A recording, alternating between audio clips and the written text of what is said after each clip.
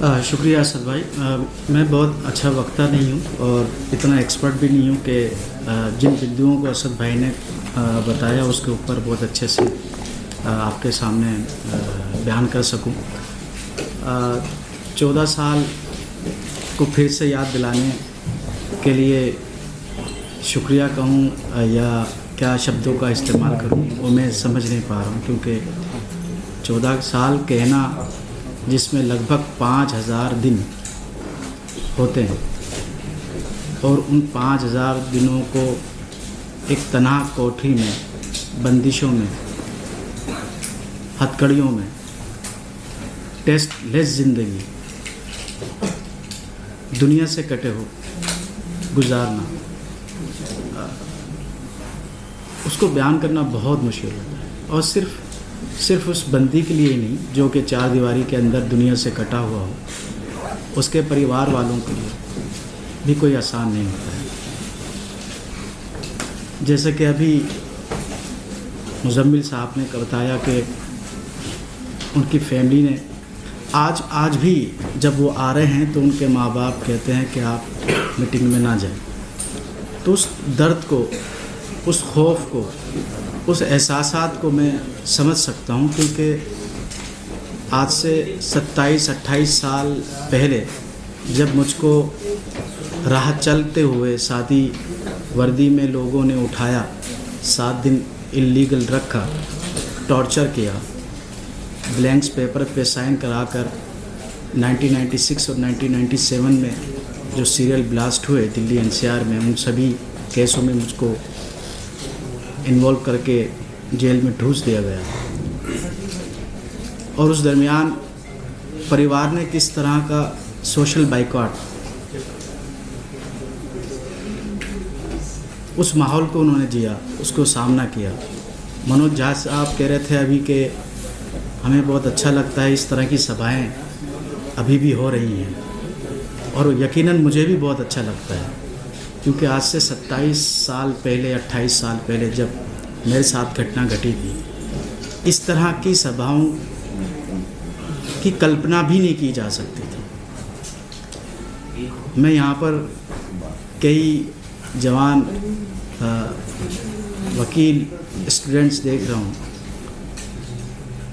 बहुत अच्छा लगा, क्योंकि आज से 27-28 साल पहले जिस तरह का माहौल था, तब वकील भी इस तरह से के केसेस को लेने के लिए, लड़ने के लिए आगे नहीं आते थे, डरते थे, या जो कोई हिम्मत भी करता था उनके अदालत के परिसर के अंदर ही उन्हीं के साथ ही उनके कपड़े फाड़ दिया करते थे कि देशद्रोह के आरोपों में लोगों को आप कानूनी दिफा कर रहे हैं। तो इस पस मंज़र में मैं कहता हूँ कि हालात पहले से जो मैंने देखे हैं उससे काफ़ी आज बेहतर हैं। लोग कहते हैं आप बेहतर हैं, आजकल के हालात तो कुछ बोलें तो जेल में या फिर विभिन्न प्रकार के केस लगने का डर होता है। लेकिन मैं कहता हूँ कि जिस तरह के मैंने हालात और मेरी फैमिली ने देखे उसके मुकाबले में तो बहुत बेहतर है। आज कम से कम हम बोल पा रहे हैं, सभाएं हो रही हैं, फैमिली के साथ जुड़ पा रहे हैं, नाइंसाफ़ी के ख़िलाफ़ शांतिपूर्वक अपनी बातों को रख पा रहे हैं।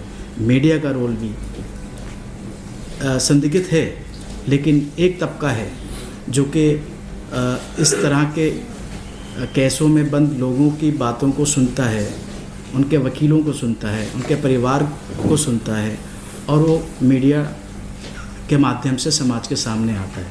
लेकिन आज से 27-28 साल पहले बिल्कुल शून्य था, ना कोई पॉलिटिकल पार्टी थी, ना सामाजिक संगठन थे, ना मीडिया में कोई ऐसा स्पेस था जो कि उनकी बातों को रख पाए। बात सिर्फ हमारे ये 6 जिनके तस्वीरें आप पीछे देख पा रहे हैं, इन्हीं की नहीं है। और मुझको लगता है हमको उम्मीद अफजा भी होना चाहिए साथ साथ कि उसी अदालत ने कई लोगों को बेल भी दी, मुझे भी बरी किया। तो हम उम्मीद रखते हैं कि देर से सही न्याय तो हमको मिलेगा, लेकिन इतना देर भी ना हो जाए कि जिसमें हम किसी व्यक्ति की कैरियर, उसकी ज़िंदगी, उसके ख्वाब चकनाचूर हो जाए, बिखर जाए, या उसके परिवार वाले ख़त्म हो जाए। जैसे कि मेरे परिवार, मेरी लगभग उस वक्त 18-19 साल की उम्र थी जब मेरे ऊपर एक केसेस लगाए गए थे, और 14 साल बाद जब मैं रिहा होकर आया 2012 में, जब तक मैं लगभग 32 साल का हो चुका। घर में आके देखा तो मेरी माँ जिंदा लाश की तरह एक बिस्तर पर थी, पैरालाइज हो चुका था, ब्रेन अटैक हो चुका था। मेरे पिताजी का देहांत जेल में रहते हुए हो चुका था। जो घर छोड़ के आया था वो था नहीं, मिला तो दराड़ों में। जो जमा पूंजी थी वो सब ख़त्म। मैं खाली हाथ बाहर, सन्नाटा। जो ख्वाब देखे थे सब बिखर चुके थे।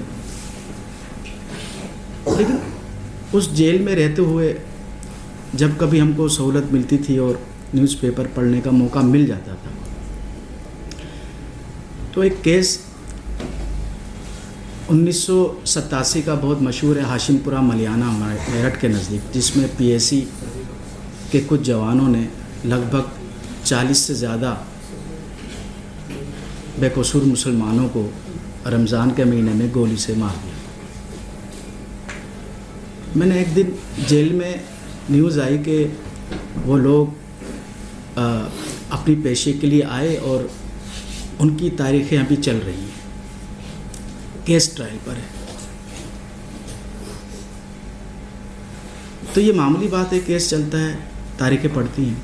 मेरे लिए जो तकलीफ़ देह बात थी वो ये थी कि वो बेल पर हैं, वो उनका राइट था, और अदालत ने उनको जो बेल दी वो उनका हक था।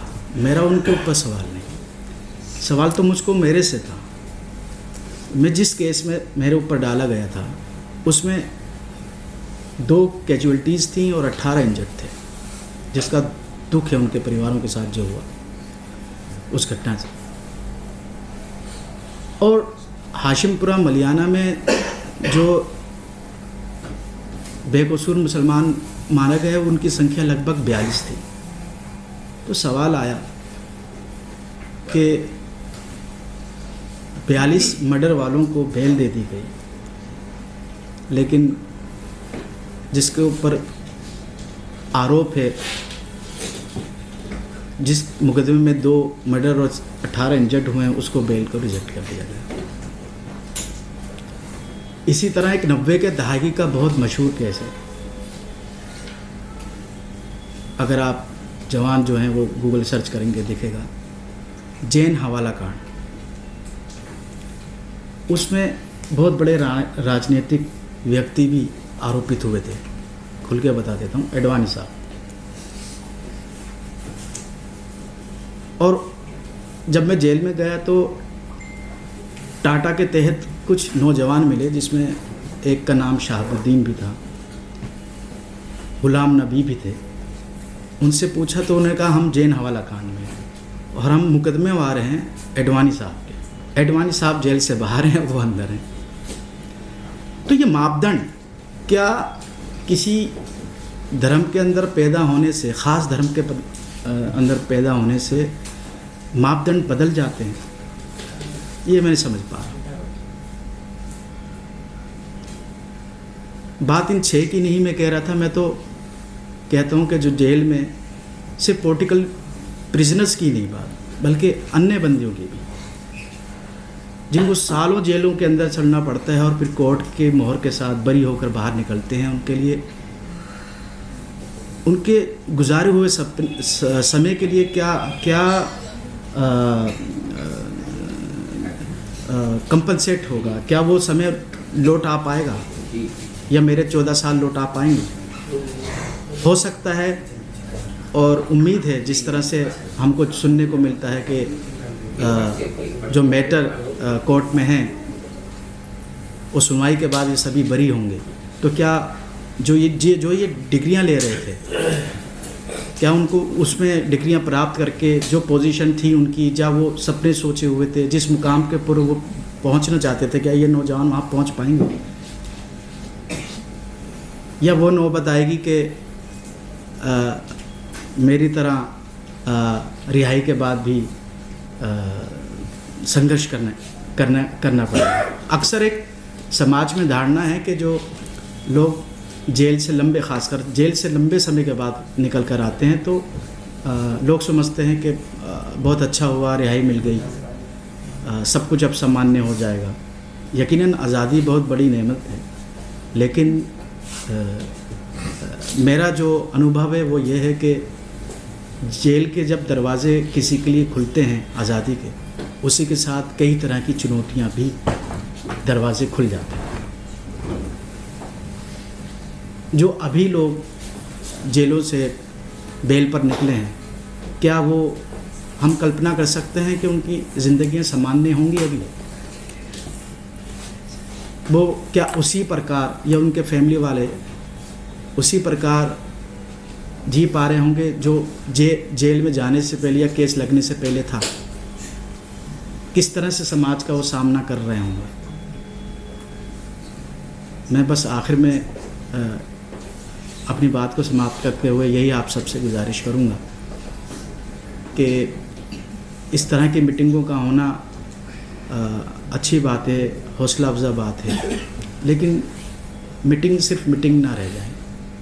ये ना हो हम इतनी सर्दी में सुबह आए, अपनी मेहनत से समय निकाल कर सभी आप सभी, और 2-3 घंटे हम यहाँ गुजारें, एहसासात करें, दुख प्रकट करें, उठ के जाएं अपनी अपनी जगहों पर और सब भूल जाएं। मैं गुजारिश ये करना चाहता हूँ, जो बेकसूर लोग हैं उनके साथ आप जिस तरीके से भी जुड़ सकते हैं उनसे जुड़ें, उनकी फैमिलीज़ के साथ जुड़ें, उनके दुख दर्द को बांटें।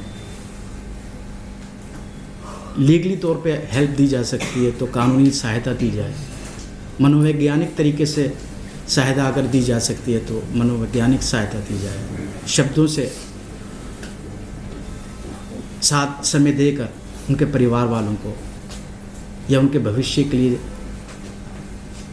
कोई भी सपोर्ट कर सकते हैं, वो ज़रूर करें। बहुत बहुत शुक्रिया।